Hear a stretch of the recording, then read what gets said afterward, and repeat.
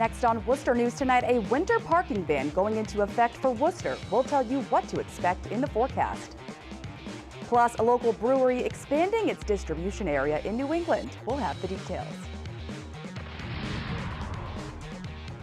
Thank you for joining us. I'm Catherine Andrioli. Our top story is the weather, and it appears the region is in for a little snow Friday morning. So if the city of Worcester is putting its declared winter parking ban in effect, the parking ban will start at 6 a.m. Friday morning. The city had to use its de-icer trucks out this morning to prepare and pre-treat the roads. We'll have a closer look at the snow and just how much we can expect later on in our forecast. St. Patrick's Day is right around the corner, and a personal finance website ranks Worcester as one of the top cities in the nation for St. Patrick's Day celebrations. According to a new study by Wallet Hub, Worcester ranks as the 5th best city in the U.S. for St. Patrick's Day celebrations. The study also shows Worcester has the 4th highest percentage of Irish population. Brendan O'Connor from O'Connor's Restaurant says Worcester has a rich history of Irish tradition that makes it unique from other cities. Yeah, we have the parade. We've got a great parade, which is going now for almost 35 years. We have other organizations like the Emerald Club, which are celebrating their 60th anniversary on Saturday night. We've got all of these, and they all rise around St. Patrick's Day and just make it a great time. But the parade is kind of the passage of winter and the arrival of spring, and hey, that makes everybody feel good. Boston ranked number 3 in St. Patrick's Day celebration, and Buffalo, New York was number 1. The 35th annual St. Patrick's Day Parade is on Sunday in Worcester. The parade committee members are making some last-minute adjustments while restaurants along the route are preparing for a busy day. Olivia Lemon joins us with a look at the prep work being done. Organizers of the 35th annual St. Patrick's Parade in Worcester say they will be working until the last minute Sunday, making any final touches. It's a year-long thing. Yeah, we work all year long. The parade committee's Paul Foley says the event itself cost about $50,000 and fundraising is done throughout the year. We never quite get enough money to cover all the expenses of the parade, so it's a constant thing of raising money that goes on and on throughout the year. In Boston, controversy over a gay veterans group being banned in their parade is gaining a lot of attention. Foley says it's never been an issue in Worcester. We made a decision a long time ago when all of that first started happening, and we decided that if the gay community came to us, then they'd be welcome. This year, Worcester Pride will be marching in the parade. Meanwhile, restaurants along the parade route on Park Avenue are preparing for a busy day. It's definitely the busiest day of the year. It's pretty chaotic. Nancy Pearson has owned the Park Grill for only 2 months, but says she's been working with the previous owner to plan for parade business. I have a lot of family members coming in, running registers and pouring beer outside. Yeah. Next door at Altea's Eatery, a special menu is planned for the day. We have a couple of corned beef specials. We have a corned beef skillet. Server Ken Legue says with thousands expected on the parade route, he's looking forward to Sunday and the excitement the parade will bring to the restaurant. It's exciting. It's electric. You know, everybody's out and about having a great time. Olivia Lemon, Worcester News Tonight. And Charter TV3 will have live coverage of the parade on Sunday. A Worcester brewery is looking to take a big step forward. Wormtown Brewery is not only looking to expand their space on Shrewsbury Street, but also where in New England they send their beer. Our Cam Jandro was there today and has the details. Since 2010, Wormtown Brewery has been producing beer for central Massachusetts. Now it's preparing to send its product beyond the Massachusetts border for the first time. One, we're expanding our distribution.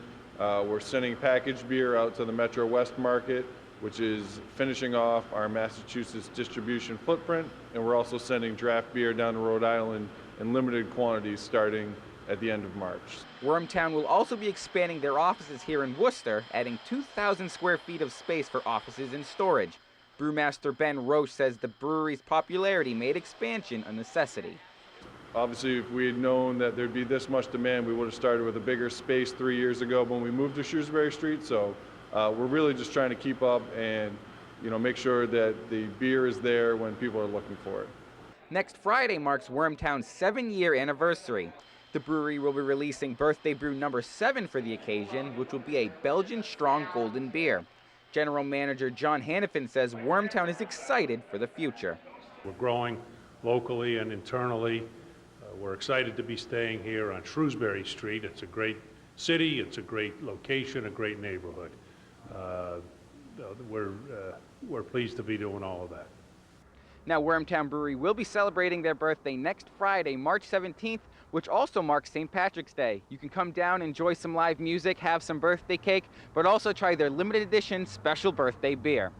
In Worcester, I'm Cam Jandro, Worcester News Tonight. New tonight, a political rift in Brookfield. Town officials say a town employee is using a sign along Route 9 as a form of harassment. And Desiree Wiley reports now the employee is facing the consequences. We challenged where he lived. Selectman Clarence Snyder says that's how the tension between him and Advisory Committee Chairman John David Holdcraft started. In 2009, Holdcraft was accused of being a resident of Sturbridge, but that turned out to be untrue. And I asked that question. It rolled up to have a formal hearing where his neighbors came and said, well, he lives here. Since then, Holdcraft has been using this sign along Route 9 to display his thoughts regarding town officials. If you don't agree with David, you go on the sign. Highway Superintendent Herbert Chafee says he's been on the sign before. Many a times. How does that make you feel? Very unhappy. He's now filed a complaint with the town selectmen. There's an ongoing issue right now that I cannot talk about. According to Snyder, the town's attorney says the sign is a form of free speech. It's protected by First Amendment. At a meeting on Tuesday, Snyder filed a motion to suspend Holdcraft for this. Putting a garbage can on a table during a meeting in December, but the other selectmen voted against the motion. Today, Holdcraft agreed to speak with NBC Boston. When we tried reaching him by phone and at his home, he didn't answer. I just, again, find the behavior appalling, and it just doesn't help the town at all. Instead of suspension, Holdcraft will be given a written warning. Authorities are continuing to collect evidence in the Vanessa Marcotte murder case. 2 weeks ago, the district attorney released a description of a person of interest. 7 months after the murder of Marcotte, investigators are now looking for a Hispanic or Latino male in his 30s with short hair. The district attorney gathered the evidence from a DNA sample found at the crime scene. No arrests have been made, but police are hoping the evidence leads them to the suspect. Today, we caught up with locals in Princeton on their reaction. I live on Brook Station Road, 2 miles from where it happened, and I just don't feel safe until he's caught. It's just scary that somebody can't go out and go for her jog, you know, without being interfered with. This Saturday, the 3rd annual Spring Into Action 5K will be run in memory of Marcotte. Now to an update on a story we brought you earlier this week. A missing 16-year-old girl from Paxton has been found safe hundreds of miles from home.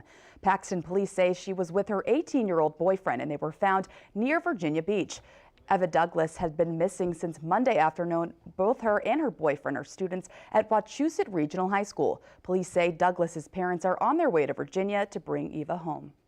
8 local restaurants took part in the Fork It Over Culinary competition tonight. The fundraising event for the Girl Scouts of Central and Western Massachusetts features the region's top chefs who create dishes with Girl Scout cookies.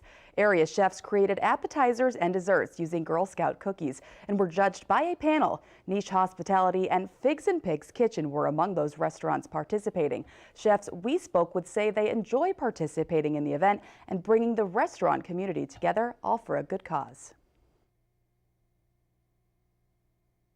Chefs from around the Worcester area, and they bring here new creations that they've made. And what they need to do is they need to use a Girl Scout cookie in the recipe.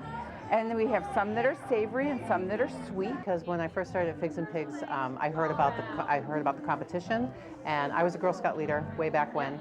Cookie mother 6 years in a row, Girl Scout leader for 12 years. My daughter was a Girl Scout all through cadets, and so I love the Girl Scouts and I support the Girl Scouts. So I said, of course I'll do this. As a chef, anytime you get to be creative and kind of figure out, you know, how do I do something with this? I think it's really fun. And the event took place at the Beechwood Hotel. We're told Niche Hospitality took home the first prize in tonight's